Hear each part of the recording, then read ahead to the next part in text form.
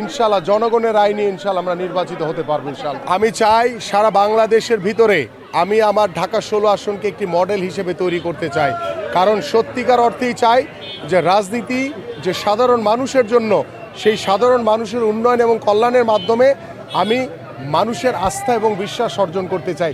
এটাই হচ্ছে আমার মূল লক্ষ্য।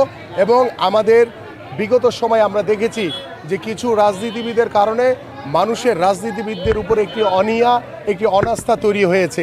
আমি চাই যে আমি এই মানুষগুলোকে আমার ভালোবাসা, আন্তরিকতা দিয়ে ওয়ালটন বিএলডিসি ফ্যান খরচ বাঁচে 65% পর্যন্ত। ওয়ালটন বিএলডিসি ফ্যান ছড়ায় স্বস্তির সবুজ হাওয়া।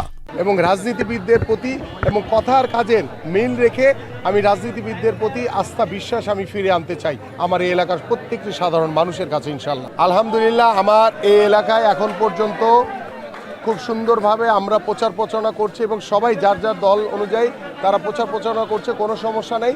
এবং আমরা আশা করি যে আগামী 12ই ফেব্রুয়ারি একটি অবাধ, সুষ্ঠু, নিরপেক্ষ নির্বাচনের মাধ্যমে ইনশাল্লাহ জনগণের রায় নিয়ে ইনশাল্লাহ আমরা নির্বাচিত হতে পারবো ইনশাল্লাহ। আমিও বলছি যে আমরা 24-এর গণ অভ্যুত্থানকে ওন করি, আমরা ধারণ করি, এবং এই আগামীর যে ধানের শীষের পাশাপাশি আমি সকলকে আপনাদের মাধ্যমে আহ্বান করব সকলে যাতে হ্যাঁ ভোট দেয়।